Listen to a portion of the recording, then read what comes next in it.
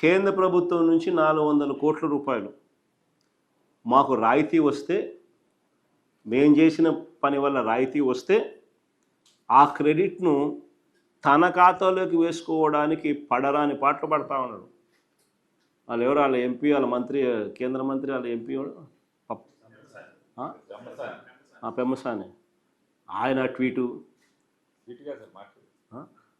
Tweet మాట్లాడడం అసలు నాకు ఆశ్చర్యం అనిపిస్తుంది. ఆయన చంద్రబాబు నాయుడు నుంచి థ్యాంక్ యూ, అసలు వీళ్ళు మాట్లాడే మాటలు నాకు ఆశ్చర్యం అనిపించింది. అసలు పట్టాదారు ఇంకా మళ్ళీ అబద్ధాలు ఇంకా ఏ స్థాయి లేకపోయినాయంటే, పట్టాదారు పుస్తకాలపై QR కోడ్ ఆయనే తెచ్చినాడంట. అది ఇంకొక అబద్ధాలు.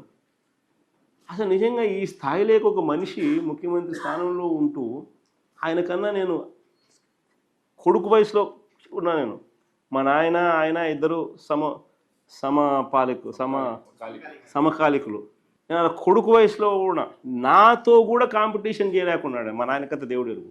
నేను చేసిన దానికి కూడా క్రెడిట్ కూడా ఆయనే తీసుకోవాలని అనేది పాకులాడుతూ ఉంటే ఈ మనిషి ఏమనుకోవాలి? ఈ మనిషి అసలు రీసర్వేలో ఏపీ ప్లాటినం గ్రేడింగ్ను సాధించింది అని కేంద్ర ప్రభుత్వం డిసెంబర్ 20, 2023లో పార్లమెంట్లో అడిగిన ప్రశ్నకు సమాధానంగా వాళ్ళు పొందుపరిచిన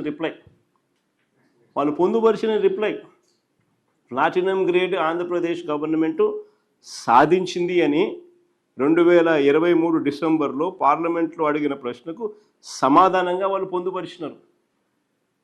168 districts of states of which AP is part have completed 99% and above of the work on 6 components. As per 23-24 annual report of Ministry of Rural Development Government of India, Andhra Pradesh is amongst the states that completed more than 90% of the work with respect to the following. అని platinum grade ఇచ్చినారు.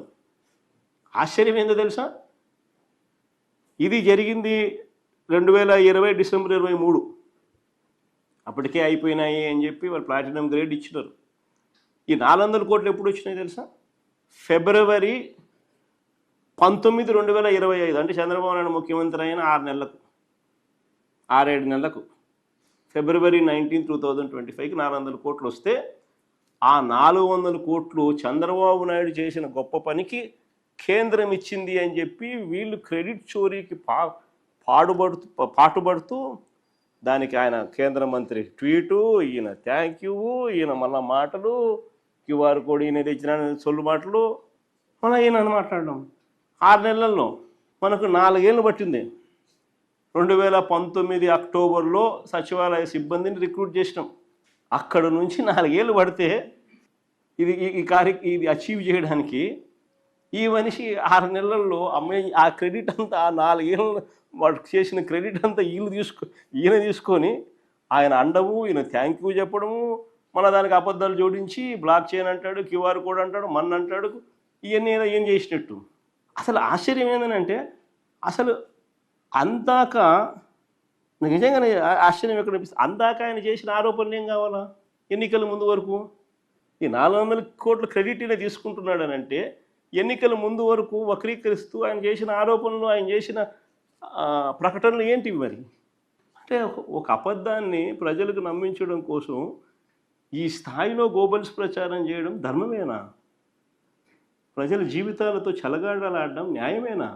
అసలు ఈ మాదిరిగా ఏకంగా నేను చంద్రబాబు నాయుడు సూటిగా తన గుండెల మీద చేయి వేసుకొని ఆలోచన చేసుకోమని చంద్రబాబుని కొడతాను.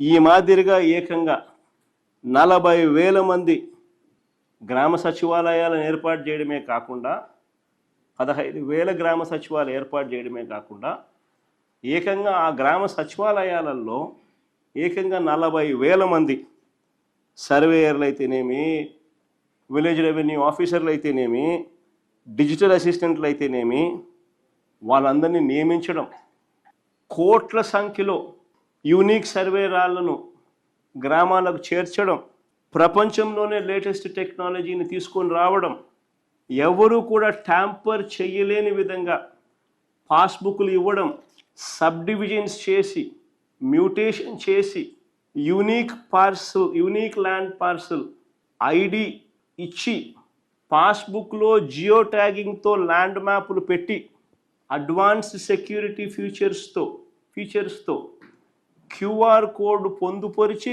పాస్బుక్ ఇచ్చి ఆటోమేటిక్ మ్యూటేషను ప్రోటోకాల్లో భాగంగా ఆటోమేటిక్గా జరిగిపోయే సబ్ డివిజన్ జరిగేట్టుగా వ్యవస్థలోకి మార్పులు తీసుకొచ్చి రియల్ టైం అలర్ట్స్తో మీ భూమి పోర్టల్ను ఏపీ గవర్నమెంట్ పోర్టల్ను అప్డేట్ చేసిన ఈ భూ రికార్డులు ఆటోమేటిక్గా మీకు అలర్ట్స్ వచ్చే విధంగా మార్పులు తీసుకొచ్చి దాదాపుగా 6,000 కోట్లకు పైగా ఖర్చు చేసి 6,000 కోట్లకు పైగా ఖర్చు చేస్తూ ఉన్న పథకం ఇది. This programme is 6,000 crores. 6,000 కోట్లకు పైగా ఖర్చు చేస్తూ ఉన్న పథకం. 40,000 మంది ఉద్యోగస్తులు గత 4-5 ఏళ్ళగా వాళ్ళ శ్రమ ఉంది, వాళ్ళ కష్టం ఉంది, టెక్నాలజీ ఉంది, కోట్ల సర్వే రాళ్ళు ఉన్నాయి.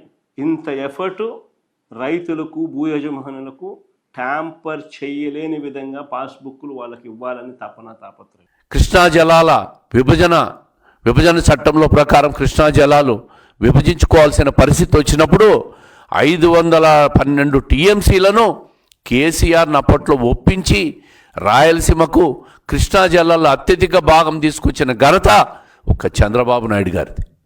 అదే కాకుండా అదే జగన్మోహన్ రెడ్డి గారి పాలనలో ఎటువంటి ఎత్తిపోతల పథకానికి, రాయలసీమ ఎత్తిపోతల పథకానికి అనుమతులు లేకుండా హడావిడిగా ప్రాజెక్టును పూర్తి చేసి దాదాపు 3,825 కోట్లతో ప్రాజెక్టును ప్రారంభించి 900 కోట్లు ఖర్చు పెట్టి మట్టి తవ్వడానికి చివరకు ఎన్జిటి స్టే తీసుకొచ్చి పనులు ఆగిపోయి 1000 కోట్ల ప్రజాధనాన్ని దుర్వినియోగం చేసిన ఘనత ఎవరికన్నా ఉందంటే, క్రెడిట్ ఎవరికన్నా ఉందంటే అది కేవలం జగన్మోహన్ రెడ్డి గారికే ఉంది. ఈరోజు కృష్ణా జలాల తర్వాత వివాదంలో కూడా పక్క రాష్ట్రంలో కర్ణాటకలో ఎత్తిపోతల పథకాలన్నీ కూడా నిర్మిస్తూ ఆల్మట్టి డ్యామ్ని ఎత్తు పెంచుతూ ఉంటే కూడా చూస్తూ మోరుకున్న క్రెడిట్ ఎవరికన్నా ఉందంటే అది జగన్మోహన్ రెడ్డి గారికే ఉంది. ఈరోజు చెప్తున్నాం, రాయలసీమలో ప్రాజెక్టులు పూర్తి చేసే క్రెడిట్ జగన్మోహన్ రెడ్డి గారికి ఉంటే, అదేవిధంగా జగన్మోహన్ రెడ్డి గారి క్రెడిట్ ఏమైనా ఉందంటే తల్లిని చెల్లిని ఇంటి నుంచి గంటేసిన క్రెడిటు, అదేవిధంగా 11 ఈడీ సిబిఐ కేసులు పెట్టించుకున్న క్రెడిటు జగన్మోహన్ రెడ్డి గారికి ఉంది. అయ్యా, మీ క్రెడిట్ మాకు అవసరమే లేదు. ప్రతినిత్యం మీ పార్టీ వాళ్ళు మాట్లాడుతూ ఉంటారు క్రెడిట్ చోరీ అని. క్రెడిట్ చోరీకి అర్థం తెలియని మీరు మళ్ళీ క్రెడిట్ గురించి మాట్లాడుతూ ఉంటారు. ఏ క్రెడిట్ ఉందని చెప్పి మీరు క్రెడిట్ చోరీ గురించి మాట్లాడుతూ ఉంటారు. క్రెడిట్ ఉంటే మీ జగన్మోహన్ రెడ్డి గారికి ఉంది. అక్రమ కేసులు, అక్రమ సంపాదన, తల్లిని చెల్లిని ఇంటి నుంచి గంటేసిన క్రెడిట్, ఏ అనుమతులు లేకుండా 1000 కోట్లు, ఏ చట్టబద్ధత లేకుండా 1000 కోట్లు సంపాదించుకొని ఈరోజు దేశంలోనే అత్యంత ధనిక మాజీ ముఖ్యమంత్రిగా పేరు తెచ్చుకొని క్రెడిట్ తెచ్చుకున్న ముఖ్యమంత్రి మాజీగా ఎవరన్నా ఉన్నారంటే అది జగన్మోహన్ రెడ్డి గారికే ఉంది. ప్రతిరోజు చంద్రబాబు నాయుడు గారిని, తెలుగుదేశం ప్రభుత్వాన్ని దుమ్మెత్తి పోస్తూ ప్రజలకు ఒక పరిపాలన అని చెప్పి నిత్యం ప్రజల్లో విషం చిమ్మే ప్రయత్నం చేస్తోంది ఈ జగన్మోహన్ రెడ్డి గారి ప్రభుత్వం. రాయలసీమకు ఈరోజు దాదాపుగా కృష్ణా జలాల్లో 512 టీఎంసీల వాటా, అదేవిధంగా సముద్రం లేకపోతున్న గోదావరి జలాలు 3000 టీఎంసీల నుంచి 200 టీఎంసీలు పోలవరం ద్వారా ప్రాజెక్టును పూర్తి చేసి అవన్నీ కూడా డెల్టా ప్రాంతానికి డైవర్ట్ చేసి డెల్టా ప్రాంతంలో ఉన్న కృష్ణా జలాలన్నింటినీ శ్రీశైలం ద్వారా రాయలసీమకు తీసుకుపోవాలనే ముఖ్యమంత్రి గారి పెద్ద ఆలోచన. ఈరోజు పోలవరం ప్రాజెక్టు పూర్తయితే రేపు సంవత్సరం 2027 జూన్ కల్లా అది సాకారం అవుతుంది. ఏదైతే 2014 నుంచి 19 మధ్యలో 72% పోలవరం ప్రాజెక్టును పూర్తి చేసి నిలిచిపోయిన ప్రాజెక్టుని ఈరోజు మళ్ళీ చంద్రబాబు నాయుడు గారు అనుకున్న సమయానికి పూర్తి చేయగలుగుతున్నారు. ఆ ప్రాజెక్టే పూర్తయితే నిజంగా రాయలసీమకు కృష్ణా జలాలన్నీ కూడా సంపూర్ణంగా రాయలసీమలో ఉన్న 4 జిల్లాలే కాకుండా నెల్లూరు, ప్రకాశం జిల్లాలు కూడా పూర్తిగా వస్తాయి. ఉద్యాన పంటల హబ్బుగా తయారు కాబోతోంది. ఈరోజు చూసాం, గత ప్రభుత్వంలో వెలుగొండ ప్రాజెక్టు పూర్తి చేశామని చెప్పి జాతికి అంకితం చేశారు జగన్మోహన్ రెడ్డి గారు. అసలు వెలుగొండ ప్రాజెక్టు ఎక్కడుంది? ఎక్కడి నుంచి కృష్ణా జలాలు వెలుగొండ నుంచి ప్రకాశం జిల్లాలోకి పోతాయి? దాని మీద ఏదైనా అవగాహన ఉందా జగన్మోహన్ రెడ్డి గారికి? ప్రాజెక్టు ఈరోజు కూడా పూర్తి కాకుండా జాతికి అంకితం అని చెప్పాడు. అదేవిధంగా కుప్పంకు ఆర్టిఫిషియల్ గేట్లు పెట్టి కుప్పం దగ్గర వెనక వాటర్ ట్యాంకర్లో కెనాల్ నింపి కుప్పానికి కూడా నీళ్లు తీసుకుపోయినానని చెప్పి దొంగ క్రెడిట్లు తీసుకుండే జగన్మోహన్ రెడ్డి గారు, నీటిపారుదల మీద మీకు అవగాహన లేదు, నీటిపారుదల వ్యవస్థ అంటే మీకు తెలియదు, రైతులకు ఏ విధంగా నీళ్లు తీసుకుపోవాలనే ఆలోచన కూడా లేదు. కేవలం నీటిపారుదల ప్రాజెక్టు పేర్లు చెప్పి 4,000 కోట్లు 5,000 కోట్లతో జీవోలు ఇప్పించి మట్టి పనులు చేసి దాని నుంచి కమిషన్ తీసుకొని చేతులు దులుపుకున్న ముఖ్యమంత్రి ఎవరైనా ఉన్నారంటే అది మాజీ ముఖ్యమంత్రి జగన్మోహన్ రెడ్డి గారే. ఆ క్రెడిట్ అంతా మీకే ఉంటుంది, ఆ క్రెడిట్ మాకు కాదు. మేము ప్రాజెక్టులు పూర్తి చేస్తాం, డ్రిప్ ఇరిగేషన్ రైతులకు ఇస్తాం, ఉద్యాన పంటలకు కృష్ణా జలాలు తీసుకొని వస్తాం. కేంద్ర ప్రభుత్వ నిధులతో ఈరోజు రాయలసీమకు 40,000 కోట్లు రాబోయే 3 నుంచి 5 సంవత్సరాల్లో చంద్రబాబు నాయుడు గారి కృషి వల్ల ఆ నిధులన్నీ కూడా రాబోతున్నాయి. రాయలసీమకు ఒక మహద్దశ పట్టబోతా ఉంది. ఉద్యాన పంటలన్నిటి కూడా ప్రోత్సహించడానికి ముఖ్యమంత్రి గారు గత 10 సంవత్సరాల నుంచి కూడా రాయలసీమ ప్రాంతంలో తిరిగినప్పుడు ప్రతి రైతును కూడా ఉద్యాన పంటల వైపు మీరు పంటలు సాగు చేయండి, ఉద్యాన పంటల్లో మీకు లాభాలు వస్తాయి, నేను నీళ్ళు ఇస్తాను, నేను డ్రిప్ పరికరాలు ఇస్తాను, అదేవిధంగా మైక్రో ఇరిగేషన్ పూర్తి చేస్తానని చెప్పే సమయం ఈరోజు దగ్గరకు వచ్చింది. రాబోయే 3 సంవత్సరాల్లో రాయలసీమ రైతులకు మహర్దశ పట్టబోతా ఉంది.